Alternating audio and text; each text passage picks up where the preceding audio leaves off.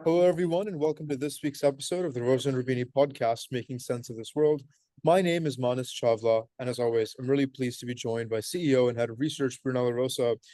This week, we're talking all things economics, China stimulus, a strong U.S. economy, and counterparty risk, which drives the sort of so-called bipolar markets. Brunella, last month, we saw a particularly sort of, unusual movement, a rise in equity and sovereign yields at the same time as an increase in gold and oil prices. Something interesting going on, particularly given all the sort of geopolitical risk that surrounds it. So let's sort of break that down and start with equity markets. Could you explain to me what's happening here exactly? Yeah, exactly. I mean, there's lots to unpack because here we are talking about equities, bonds, oil, and gold.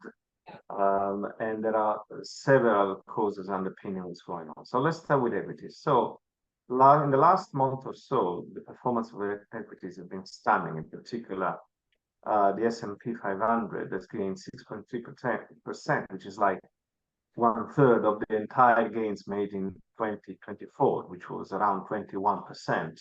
Similar performance by the Euro stocks in Europe. But of course, the real stars were the Chinese indices, which have made kind of 30% gain in months. The Hang Seng in Hong Kong, 30.3%, and Shanghai Index, 33.4%.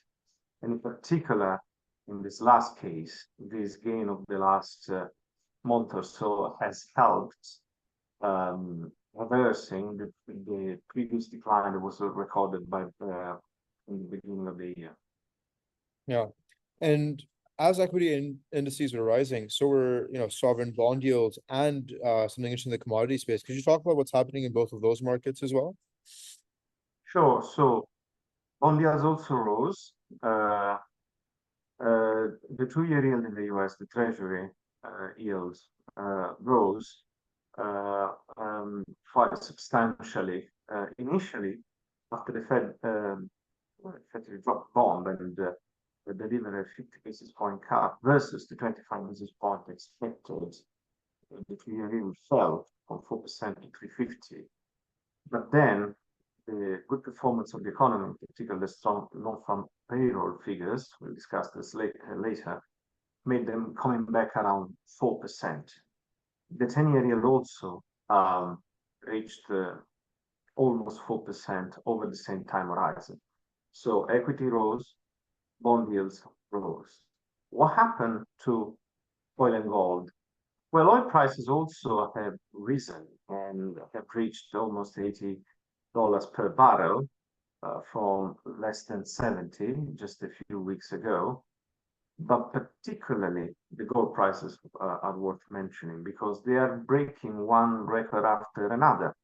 And now they are very close to 2,700, so way above where they were um, uh, almost a year ago when they were barely around 2,000. So, we are talking about a stunning performance from gold as well. Now, these movements don't tend to happen at the same time. That's why we talk about bipolar or schizophrenic behavior by markets.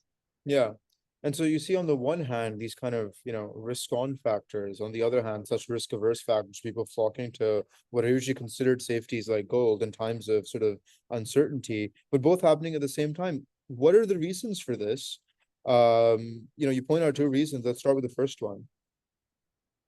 Yeah, so let's start with the first one. The US economy is being much stronger than expected. Even the last non-farm payrolls were saw a rise of more than 350,000 jobs created in 1 month versus the 159 of the previous month. This is a stunning figure. And it's not the first one. Is the last of the series. We are talking about now several millions of jobs created during the Biden administration. So the U.S. economy is probably much more resilient than expected. That's the first factor. The second factor, of course, is the massive Chinese stimulus provided by the various authorities in the last couple of weeks before the October 1st celebration of the national day. It was a comprehensive package of liquidity injections directly into the equity markets, funds for share buybacks by major banks, various facilities to make it easier to buy second home and so on and so forth. So a comprehensive package launched by the Chinese authorities to support, first of all, the economy and reverse partly the deflation they have been experiencing in the last couple of years, but also to reverse the decline in equity markets that we discussed before. That was really not looking good optically. So in fact, this 30% increase reversed the initial decline over the year. Yeah, yeah. So these are, I would say, the positive factor. The other factor is the risk aversion that is shown in the rise of gold prices. So in this risk-on environment, one would expect gold prices to decline. In fact, there's the historical inverse correlation between gold prices and yields. When yield rise, gold prices tend to fall. In this case, yields rise and gold prices rise, which means that there's lots of demand to protect investors from counterparty risk. In fact, that's the beauty of gold. So most people think it's a hedge against gold inflation. It's partly true. In reality, it's a much better hedge against deflation. In deflation, the biggest risk is counterparty risk, the fact that the other side may default. And this risk materializes when the liability of one side is the asset of another side. So one goes bust, also the other goes bust. So gold has this amazing property that almost nobody has. This characteristic of being an asset, but nobody's liability.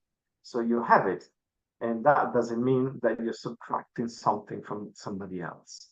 So people are treasuring this gold, hoarding as much as they can, and this is driving gold prices up. But this is a bipolar schizophrenic behavior by market. I don't think it can last too long.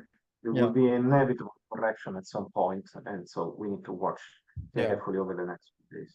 Absolutely. And looking at just the calendar we have ahead, from the tensions in the Middle East to the upcoming American elections, really, so many things could happen that sway the markets to become either risk on or more risk averse.